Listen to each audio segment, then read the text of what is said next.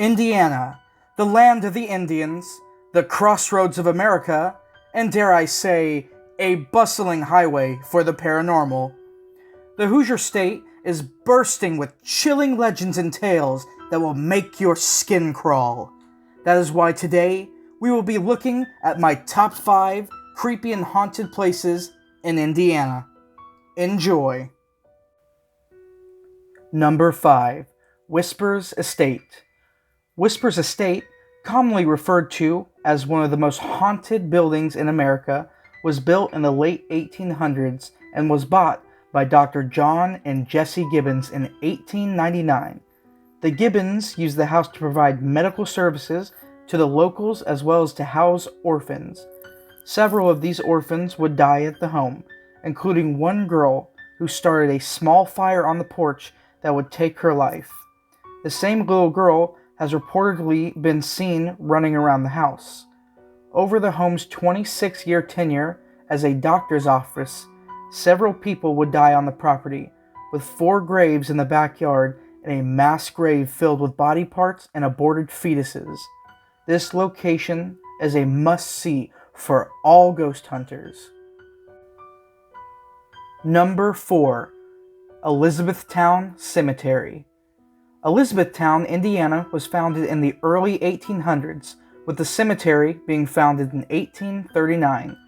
When Elizabethtown was passed over for county seat, the town started to decline and was completely abandoned in the early 1900s.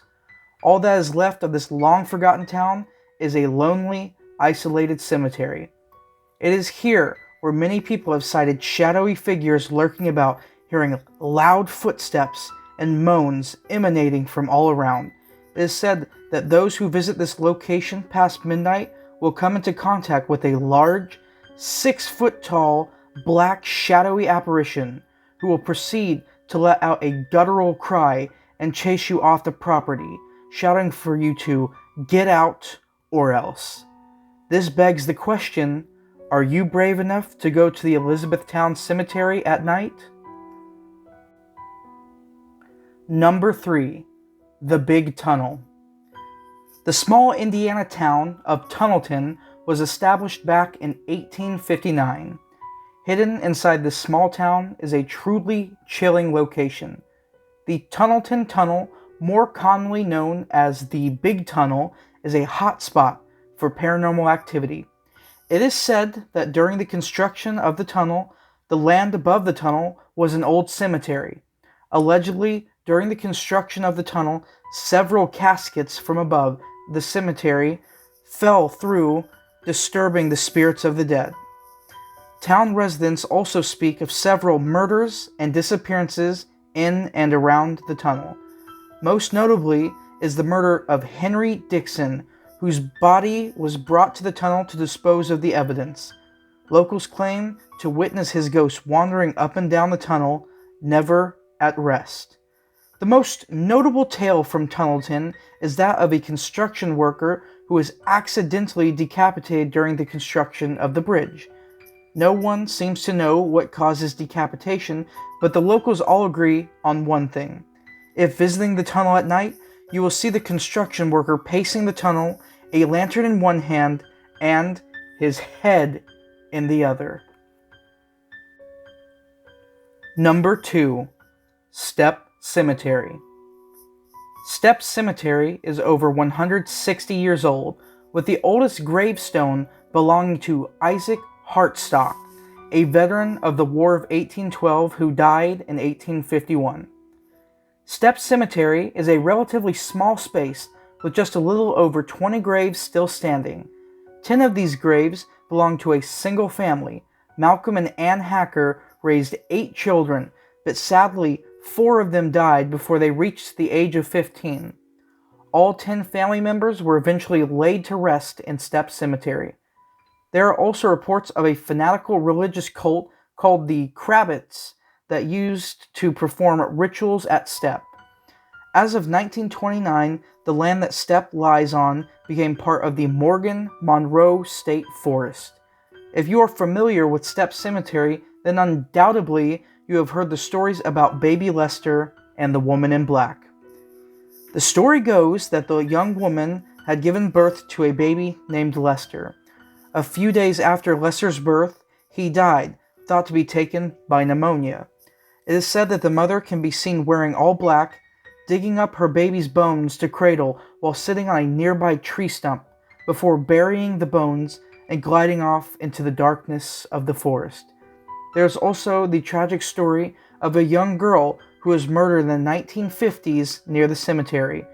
Her body was dumped in the cemetery, and despite the best efforts of the girl's family and authorities, the murderer was never found. It is said that her restless spirit wanders the grounds of STEPP Cemetery, never at peace. Additionally, not far from the cemetery is a place called Draper Cabin. It is said that many people won't go near Draper Cabin due to its dark presence. People claim to hear loud footsteps in the surrounding woods and abnormally loud creaking sounds, like someone is standing inside the cabin watching them. Number 1. Fox Hollow Farm.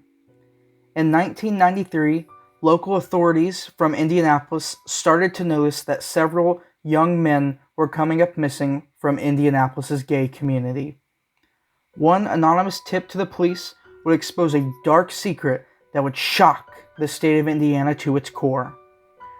Herb Baumeister, the suspected I-70 strangler, would cruise the streets of Indianapolis and lure men from the local gay bars back to his Westfield area home, Fox Hollow Farm. It is here where Baumeister would invite them to his beloved pool house and proceed to strangle his victims and bury their bodies in his backyard. In 1996, police investigated Baumeister's home on a tip and uncovered over 5,000 human bone fragments and identified 11 bodies. Before Baumeister could be arrested, he fled to Canada, where he would take his own life. Before his death, he never admitted to the murders. Every single year, more and more bones are found on the property, with the likelihood that Herb killed more than 11 people being very, very high. Sightings of ghostly apparitions, loud knocking, footsteps, and feeling an extremely negative presence in the pool house and Baumeister's former office have all been commonly reported. Some paranormal investigators even claim to have caught Herb Baumeister himself on EVP, and there are others who claim that while investigating inside the pool house to feel a presence with its hands around their throat, squeezing as if to strangle them. That is my top 5 haunted locations in Indiana. Let me know if you want to see me investigate any of these locations in the comments below, and don't forget to leave a like, comment, and subscribe. And I will see you in the next one.